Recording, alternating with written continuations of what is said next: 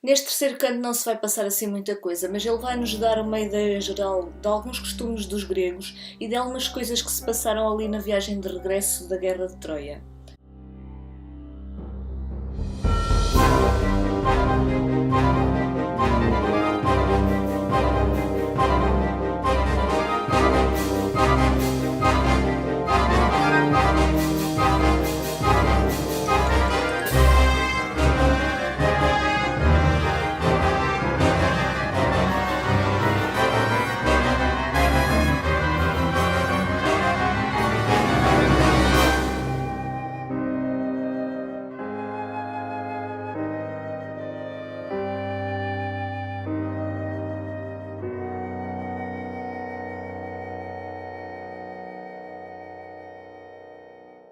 Telêmaco chega então à cidade de Pilos, que é a cidade bem fundada de Neleu, e Neleu efetivamente foi quem fundou a cidade de Pilos. Neleu é filho de Posídon e pai de Néstor, e no momento em que ele chega a Pilos estão a ser sacrificados touros ao deus Posídon, o deus que abala a terra, e isso é dito desta forma porque Posídon, além de ser o deus do mar, é o deus dos tremores de terra. Atena, que está sob a forma de mentor, diz a Telêmaco para ir falar com Néstor, para pedir notícias do seu pai. E Telêmaco responde que não sabe muito bem como é que o há de abordar. E nesta parte nota-se mais uma vez a insegurança do filho de Ulisses. E Atenas vai-lhe responder: Telêmaco, algumas coisas serás tu a pensar na tua mente, outras coisas um Deus lá porá. E é interessante notar como nesta visão dos gregos os deuses semeavam pensamentos na cabeça dos humanos. Nesse momento, Pisístrato vai recebê-los e vai-lhes servir comida e bebida. Oferece uma taça de vinho a Atena e diz-lhe para invocar Posídon. E Atena apela não só para que Posídon dê a glória a Néstor e aos seus filhos, mas também para que proteja o próprio Telêmaco. Depois segue-se algumas descrições dos rituais dos gregos e finalmente Telêmaco vai pedir notícias de seu pai a Néstor. Sobre todos os outros que contra os troianos combateram, ouvimos dizer onde cada um encontrou a morte amarga, mas a morte dele fê-la o Crónida imperscrutável. E aqui o Crónida refere-se a Zeus, porque Zeus é filho de Cronos.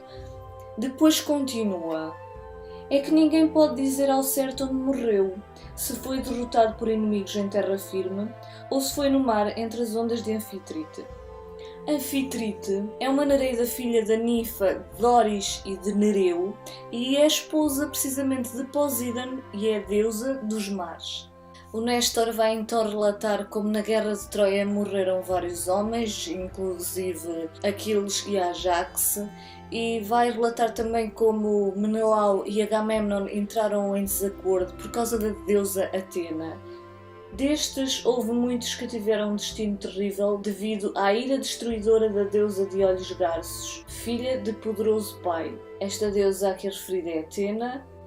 Foi ela que abriu o conflito entre ambos os filhos de Atreu, e os filhos de Atreu são precisamente Agamemnon e Menelau.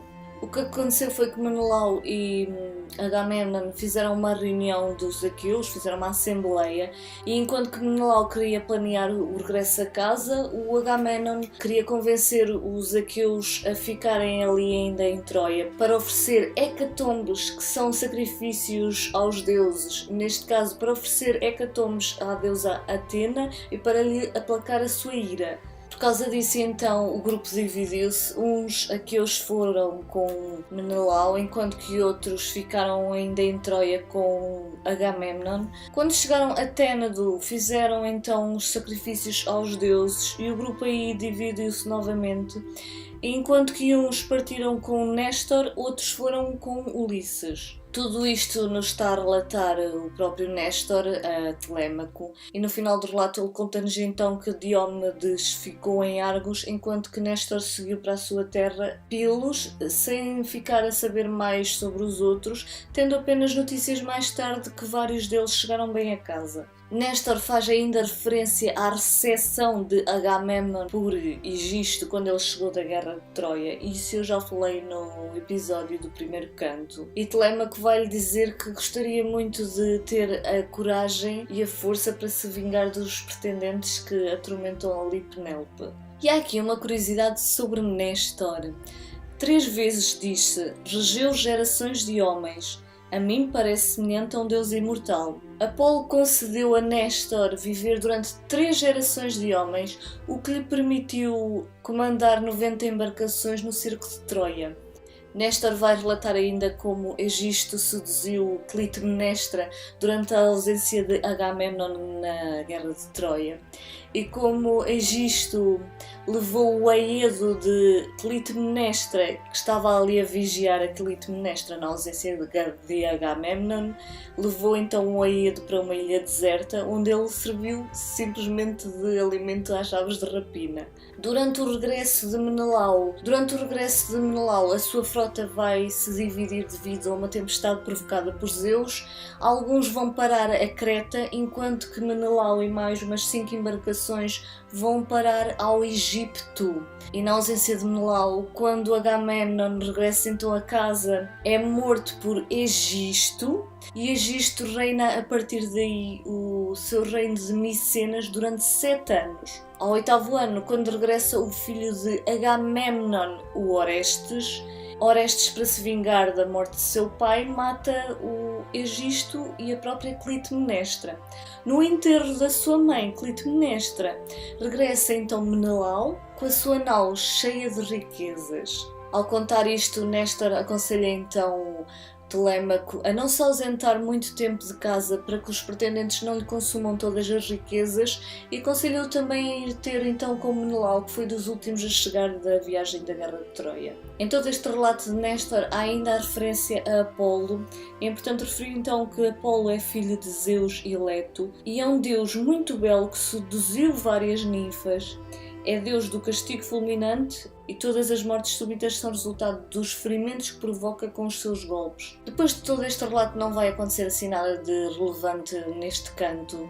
Apenas Telêmaco é convidado para pernoitar ali no palácio de Néstor, que lhe vai preparar um carro e cavalos para ele prosseguir a sua viagem no dia seguinte, mas não sem antes ainda de haver mais um festim com o sacrifício de uma vitela, porque Néstor acaba por reconhecer Atena, que partiu em forma de abutre. E entretanto, nesta fase final, há aqui também uma referência mitológica que é importante referir. Quando surgiu a que cedo desponta a aurora de róseos dedos, levantou-se da cama Néstor de Gerénia, o cavaleiro, e sentou-se nas lajes resplandecentes, as que se encontram às suas altas portas, brancas, brilhantes de cera.